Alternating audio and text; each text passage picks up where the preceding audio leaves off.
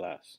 My name is Victor Espinal, and with my partner, Melvin Panameno, we will show you a presentation about chronic back pain in the Jewish culture. Our first point of our presentation is to define chronic back pain and elaborate on it. Then we will briefly describe the Jewish culture. And lastly, we will discuss how chronic back pain affects the Jewish culture and come up with interventions to help with this condition. I hope you enjoy our presentation. What is chronic back pain? Chronic back pain is a pain that lasts 12 weeks or longer, even after receiving treatment for it. The word chronic is derived from the word chronos, who was the god of time, hence why the word chronic is used to define a pain that lasts a very long time. It is estimated that at least 20% of people who suffer an acute lower back pain will develop chronic lower back pain.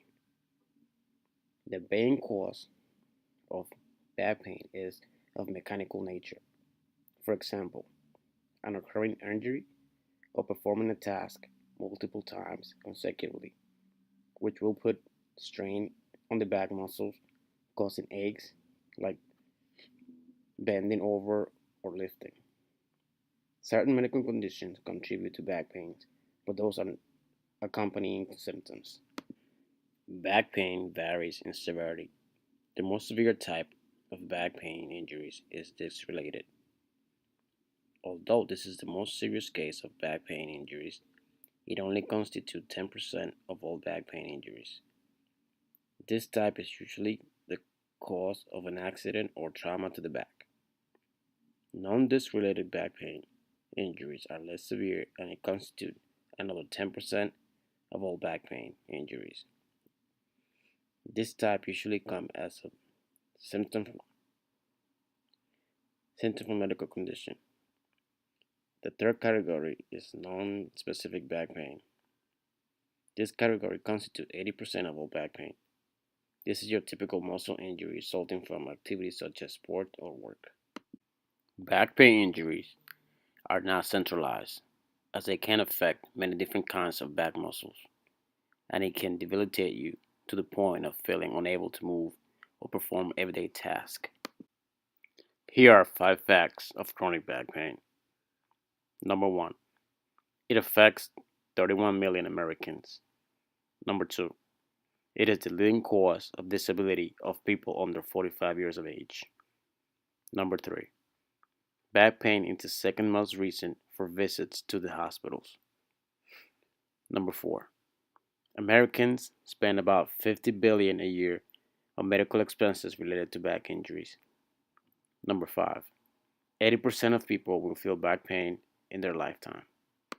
The Jewish culture primarily revolves around the practice of Judaism. Judaism is known for being one of the most traditional and conservative practices worldwide. A practice dedicated to a lot of praying and worshiping, it may not come to many as a surprise to find out that Judaism requires an individual to pray 3 times on a regular day and 4 to 5 times on a holiday. With its continued growth across the continent, there is no questioning as to how Judaism is being practiced in areas some never thought it would be accepted in.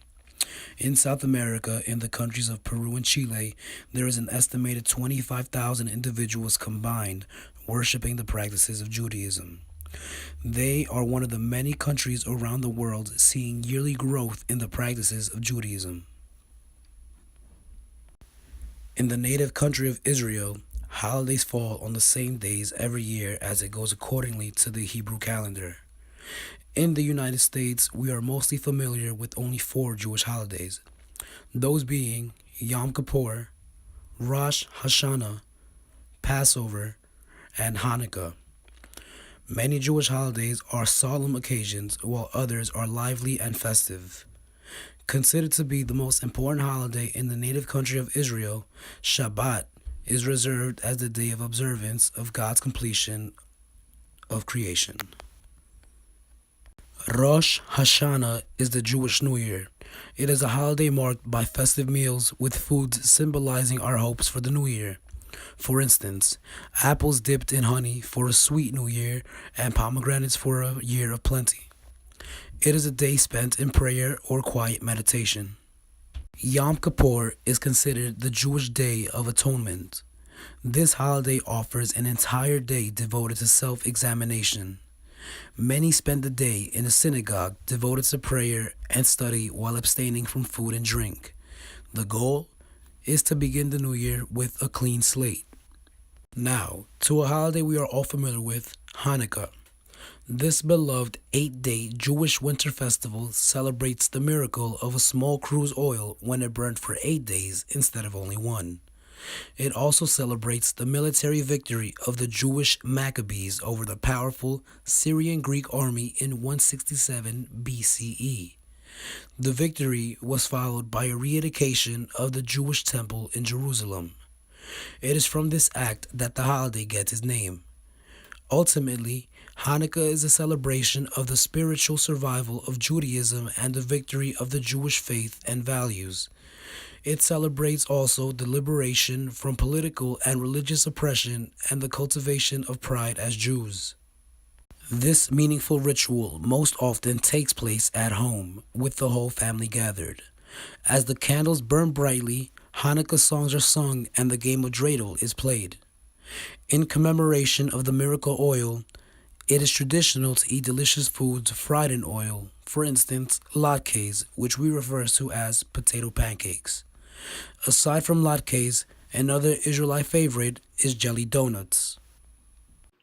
The following scenario describes the method and intervention to treat chronic back pain. The patient will arrive at the clinic complaining of back pain, post hospitalization, and seeking the help of an occupational therapist. The patient and the occupational therapist make initial contact and greet and salute each other. The occupational therapist notices the patient is holding his back in a sign of complaint of pain and help the patient to a chair. The occupational therapist will begin his evaluation and ask a series of questions in order to determine which areas of the patient's life have more meaning and he's having difficulties to perform due to his injury. The occupational therapist will go over his finding of the evaluation and explain to the patient which areas are they going to work in. He shows the patient some examples of the types of activities that they will be performing during therapy. The occupational therapist will assist the patient in standing up in order to begin therapy. Techniques such as back massages and heat compress therapy will be used in order to minimize pain and swelling in the area of the injury. The therapist will provide moderate help in walking and standing while moving from place to place. With the help from a chair for balance and stabilization, the occupational therapist will help the patient kneel down in order to pray. The therapist will use stretching techniques in order to regain back muscle functionality. After therapy is done, the occupational therapist will go over the treatment plan with the patient and work a schedule with the patient for future treatments. The patient and the occupational therapist say their goodbyes and agree on the next therapy